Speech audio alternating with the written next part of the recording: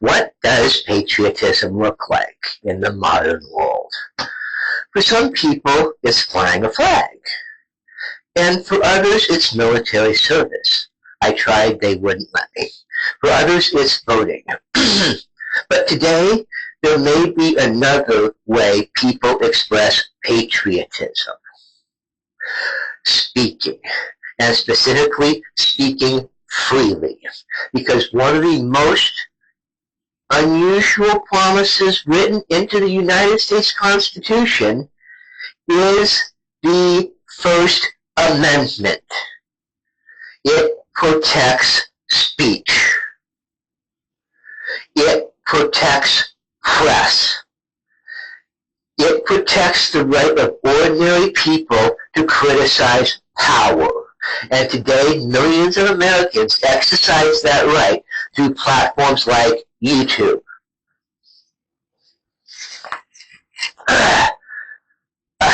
So here is the first question.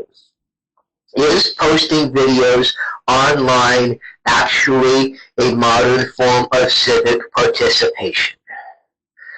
Because historically, participating in public debate required something most people didn't have: access. Printing presses, newspapers, radio stations, television networks. For most Americans, a small number of institutions control who could speak to large audiences. But the internet changed that.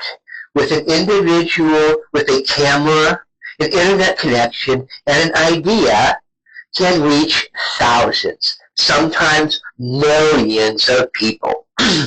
That changes the scale of public discussion. But it also raises an interesting question. If ordinary citizens now participate in national conversations, does that expand democracy? Or does it complicate it? Because free speech has always come with unusual tensions. The Constitution protects the right to speak, but it does not guarantee everyone will agree with what you say. And it does not guarantee everyone will like what you say. And it only says the government will regulate. That tension has existed since the founding of the country. In fact, most of the controversial speeches in American history later became defining moments of political change. And that leads to something important. Free speech is not always comfortable. So here's the second question. What responsibility comes with having a public voice online? Because the First Amendment protects the right to speak. But it also assumes something else. Citizens capable of thinking creatively.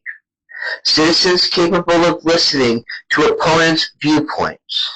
Citizens capable of debating ideas rather than silencing them.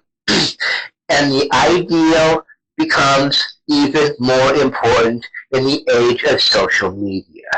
Because the speed of information today is unlike anything previous generations have experienced. A single video can spread across the world in hours. A single opinion can speak thousands of responses. That level of reach creates power. And power always carries responsibility. Which brings us to something personal. I'm Scott. Me. I'm a content creator. And when I upload a video, I'm not claiming to have every answer. What I am doing is exercising a right that Americans have had for more than 2 centuries. The right to speak. The right to question. The right to analyze events and share ideas with others. And platforms like YouTube have created something historically unusual. They've allowed independent voices to enter conversations that used to be controlled by institutions. But that leads to another important question. Is that shift good for democracy, or does it create new challenges? Because one platform allows a wider range of ideas to circulate, some thoughtful, some controversial, some mistaken, some insightful, and they responsibly for negating the landscape doesn't fall only on creators. It also falls on viewers. Every viewer decides which voice is to listen to. Every viewer decides which arguments are convincing. And that precedes millions of individuals thinking independently. It's part of what makes free societies work. Throughout American history, the First Amendment has protected people who challenged prevailing ideas. Journalists, activists, writers, whistleblowers. Sometimes their ideas were unpopular at the time, but the principle remained the same. A free society protects the ability to question authority. And today's digital platforms have expanded the scale of that principle. Instead of a few hundred newspapers, there are millions of voices.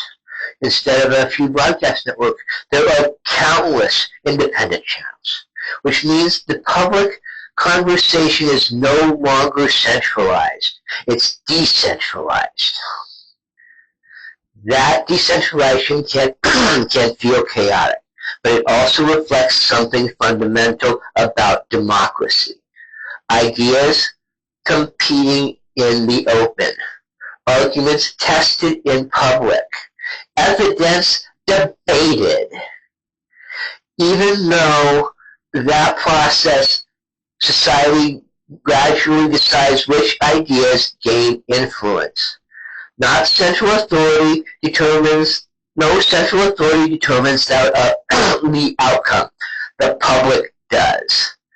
The messy, sometimes loud, sometimes uncomfortable exchange of ideas is part of what the First Amendment was designed to protect. So when someone uploads a video expressing an opinion, they're participating in something larger than a single conversation. They are participating in a tradition of open debate, a tradition of questioning power, a tradition of citizens speaking directly to one another. In that sense, creating content is not just entertainment. It can also be civic participation, and maybe, in its own small way, a form of patriotism, because patriotism is not only about symbols. It's about participating and practicing, protecting. It is about, it is about protecting the principles that define a country. And one of the most important of those principles is simple: the freedom to speak. And that responsibility to use that freedom wisely. And with that, this is Scott for 2028.